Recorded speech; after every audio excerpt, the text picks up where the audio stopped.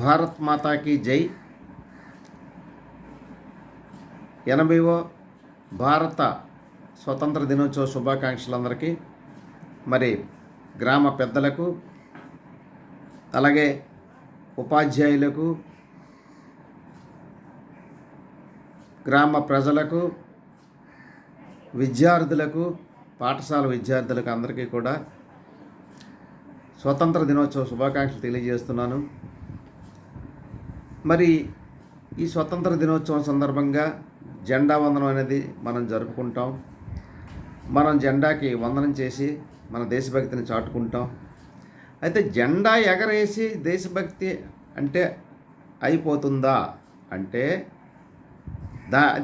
అది నేను దానికి ఒప్పుకోను. ఈరోజు స్వతంత్రం అంటే ఏమిటి, ఈ స్వతంత్రం తాలూకా ఫలితాలు ఏమిటి, స్వతంత్రం ఏ విధంగా మనకు వచ్చింది, అసలు స్వతంత్రం అనేది ఈ భారతదేశానికి రావలసినటువంటి పరిస్థితి ఎలా వచ్చింది. అసలు భారతదేశం పుట్టుకతోటే స్వతంత్రం. స్వతంత్ర దేశం, ఎంతో ఉన్నతమైన దేశం, రామరాజ్యం, రాముడు పరిపాలించిన రాజ్యం,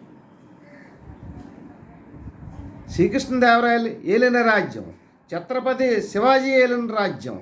ఇటువంటి రాజ్యాన్ని, సుసంపన్నమైన భారతదేశాన్ని, ఎంతో సంతోషంతో ఎంతో ఉన్నతంగా ఆర్థికాభివృద్ధి సాధించినటువంటి మన భారతదేశాన్ని 1947కు పూర్వం బ్రిటిష్ వారు ఒక వ్యాపారం పేరుతో ప్రవేశించి మన భారతదేశాన్ని వాళ్ళు హస్తగతం చేసుకున్నారు. అంటే అప్పటి నుంచి మనకు స్వతంత్రం కోల్పోయాం. మనకు స్వతంత్రం లేదు, జీవించే హక్కు లేదు, మాట్లాడే హక్కు లేదు. అటువంటి పరిస్థితి మనం తెల్లదొరల నుండి ఎదుర్కొని ఇవాళ ఎంతోమంది త్యాగఫలం, గాంధీ మహాత్ముడు కానీ, నెహ్రూ కానీ, ఇందిరాగాంధీ, డాక్టర్ బిఆర్ అంబేద్కర్, లాల్ బహదూర్ శాస్త్రి, సర్దార్ వల్లభాయ్ పటేల్, సరోజినీబాయి, అల్లూరి సీతారామరాజు, భగత్ సింగ్, ఇలా చెప్పుకుంటూ పోతే ఝాన్సీ లక్ష్మీబాయి, ఎంతోమంది వాళ్ళ తాలూకా ఆస్తుల్ని, వాళ్ళ తాలూకా ప్రాణాలని అర్పించి, ఎంతో లాఠీ దెబ్బలు తిని జైలు శిక్షలు అనుభవించి, వాళ్లే కాకుండా భారతదేశ వ్యాప్తంగా కొన్ని వేల మంది నాయకులు ప్రాణాలు అర్పించారు. సుమారు 3,50,000 మంది ప్రాణత్యాగం చేస్తే మనకి ఈ భారతదేశానికి స్వాతంత్రం వచ్చింది. వచ్చిన తర్వాత 80 సంవత్సరాల నేటికి పూర్తయింది. ఎంతో పేద దేశంగా మారిపోయినటువంటి మన దేశం 80 సంవత్సరాల్లో అభివృద్ధి పదంలో పయనిస్తుంది. ఎంతో పురోగతి సాధించింది. ప్రపంచంలో 65వ స్థానంలో ఉన్నటువంటి ఈ భారతదేశం ఇవాళ 6వ స్థానంలోకి వచ్చింది. ఒకప్పుడు భారతదేశం వెనకబడి ఉంటే ఇవాళ ప్రపంచ దేశాలని ఆధిపత్యం సంపాదించే పరిస్థితి వచ్చింది. ఇది పురోగతి. ఈ 80 సంవత్సరాల్లో స్వతంత్రం సాధించినందుకు ఫలితం ఒకప్పుడు కట్టుకోవడానికి బట్ట కానీ, తినడానికి తిండి కానీ, ఉండడానికి ఇల్లు కానీ లేనటువంటి దేశ ప్రజలకు ఇవాళ అన్ని రకాలుగా అన్నీ ఉన్నాయి. ఆర్థిక అభివృద్ధి సాధించారు, ఆర్థికంగా అందరూ బలంగా ఉన్నారు. అలాగే విద్య పెరిగింది, ఉపాధి పెరిగింది, అన్ని రంగాల్లో కూడా ప్రజలు అన్నీ బాగా ఉన్నారు. అయితే అక్కడితో అయిపోయిందా? మన దేశభక్తి ఎంత ఉంది? దేశభక్తి కోసం మన దేశానికి ఏం చేస్తున్నాం? దేశం అంటే మట్టి కాదోయ్, దేశం అంటే మనసులోయ్.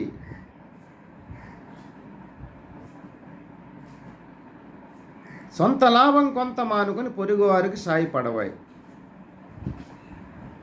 ఎంతమంది పొరుగువారికి సాయం పెడుతున్నాం? దేశానికి మనం ఏ విధంగా సేవ చేస్తున్నాం? నీ వృత్తికి నువ్వు ధర్మం చెయ్యి, సేవ చేసినట్టే లెక్క. ఆ రోడ్డు మీద చెత్త వేయకుండా ఉంటే నువ్వు సేవ చేసినట్టే లెక్క. నీ వాహనంలో నువ్వు ఎవరికి హాని లేకుండా సక్రమంగా ప్రయాణం చేస్తే అది కూడా దేశ సేవే. అంటే దేశ సేవ అంటే ఇవాళ సైనికులు కానీ జై జవాన్ జై కిసాన్ వీళ్ళిద్దరూ లేకపోతే మన భారతదేశం లేదు. వాళ్ళు ఎంత సేవ చేస్తున్నారు దేశానికి. భారతదేశం నలుమూరల కాశ్మీర్ నుంచి కన్యాకుమారి వరకు యువతల తూర్పు యువతల పశ్చిమ కనుమలు అన్నీ కాపలాగా వస్తున్నారు ఈ సైనికులు. రాత్రింబావాళ్ళు మంచు అనక ఎండ అనక వాన అనక వాళ్ళు అక్కడ మన భారతదేశాన్ని సురక్షితంగా కాపాడుతున్నారు. కాబట్టి ఇవాళ మనం ప్రశాంతంగా మనం జీవించగలుగుతున్నాం. అయితే దేశంలోనే ద్రోహులు ఉన్నారు, దేశంలో దొంగలు పడ్డారని సినిమా వచ్చింది. ఒకప్పుడు విదేశీయులే మనకు దేశద్రోహులు అయితే ఇవాళ స్వదేశీయులే మనకు దేశద్రోహులు అవుతున్నారు. మన దేశ సంపదనే విదేశాలకి కొల్లగొట్టుకెళ్ళిపోతున్నారు. అంచేత ఒక్కటి ఆలోచించండి ఇయర్ స్టూడెంట్స్, మీరు ఎంత క్రమశిక్షణ ఉన్నారు.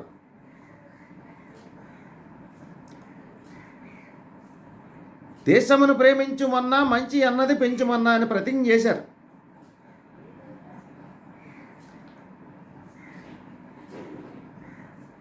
తల్లిదండ్రులను పెద్దలను ఉపాధ్యాయులను గౌరవించాలి అన్నారు.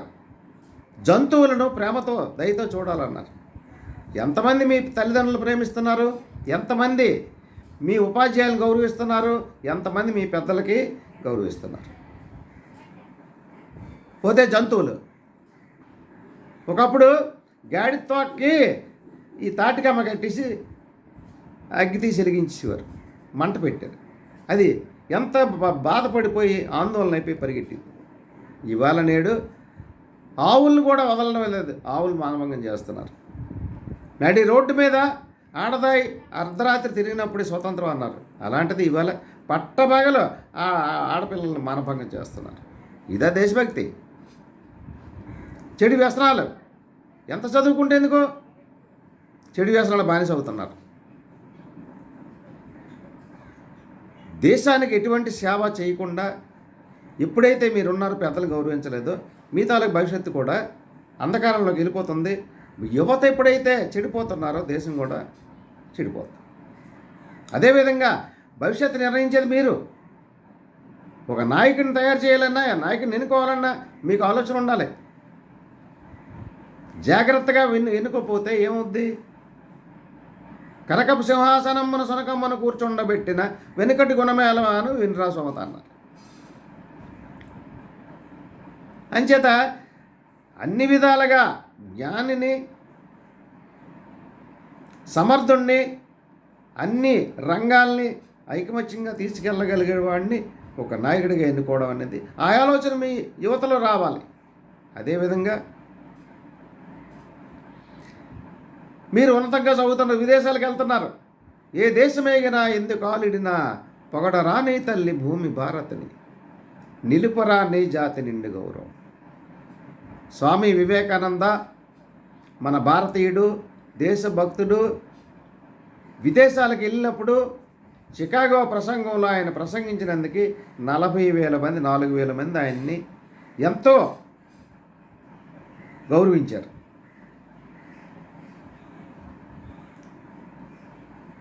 మన భారతదేశం తాలూకు ఔన్నత్యాన్ని అక్కడ చాటి చెప్పారు మన వివేకానంద. అటువంటి స్వామి వివేకానంద పుట్టిన భారతదేశం మందే. ప్రాణాలు అర్పించి, ఆస్తులు అర్పించి మన భారత స్వతంత్రాన్ని సాధించినటువంటి మహాత్మా గాంధీ పుట్టిన దేశం మందే.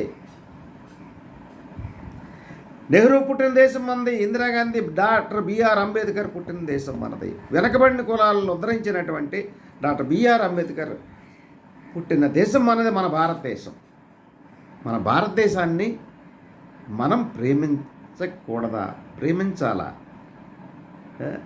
ప్రేమించకపోతే ఎందుకయ్యా జీవితం? జననీ జన్మభూమిత్య స్వర్గాదపి గరీయసి. ఏ తల్లి నిన్ను కన్నదో ఆ తల్లినే కన్నభూమి గొప్పదిరా. నీ తల్లి మోసేది నవమాసాలైరా. ఈ తల్లి మోయాలి కడ వరకురా, కట్టే కాలే వరకురా. మన కన్న తల్లి నవమాసాలు మోస్తే మన భారతదేశం, మన జన్మభూమి మనకి జీవిత కాలం పోషిస్తుంది, మనం మోస్తుంది. అంటే మరి అలా అటువంటి జన్మభూమి మీద మనకు దేశభక్తి ఉండాలా లేదా? ఇకపోతే మన రామరాజ్యం, మన శ్రీకృష్ణదేవరాయలు ఏలినటువంటి మన రాజ్యం ఎంతో సుసంపన్నంగా, ఎంతో సస్యశ్యామలంగా ఉండేది. ఈవేళ మన ఇంటికి మనం తాళం వేసుకునే పరిస్థితి వచ్చింది. సెక్యూరిటీ లేదు, 6 బయట నిద్రించే రోజులు పోయాయి. అలా పోతే మన సంస్కృతి సాంప్రదాయాలు ఎంత గొప్పవంటే ఒక్కొక్క రాష్ట్రానికి ఒక్కొక్క కట్టుబొట్టు ఉన్నాయి. కేరళది ఒక రకమైన కట్టు బొట్టు, అలాగే తమిళనాడు అదొక సంస్కృతి, మన ఆంధ్రప్రదేశ్ ఒక సంస్కృతి, కాశ్మీర్ వాళ్ళు కాశ్మీర్లాగా వాళ్ళకి చక్కటి వాళ్ళ తాలూకా సంస్కృతి వేరే ఉంటుంది, వాళ్ళ తాలూకా బట్ట తీరు అంతా. అలాగే ఒరిస్సా వాళ్ళకి వాళ్ళ తాలూకా సంస్కృతి. ఇలాగ విభిన్న సంస్కృతులు భిన్నత్వంలో ఏకత్వంగా అన్ని భాషల్లో ఎన్ని భాషలు ఉన్నా సరే అందరూ కూడా ఐకమత్యంగా, ఎన్ని కులాలు ఎన్ని మతాలు ఉన్నా సరే భిన్నత్వంలో ఏకత్వంగా మన భారతదేశం ఉంటుంది. ఇది గొప్పగా, మన భారతదేశం సంస్కృతి గొప్పది కాదా? ఎంత గొప్పది!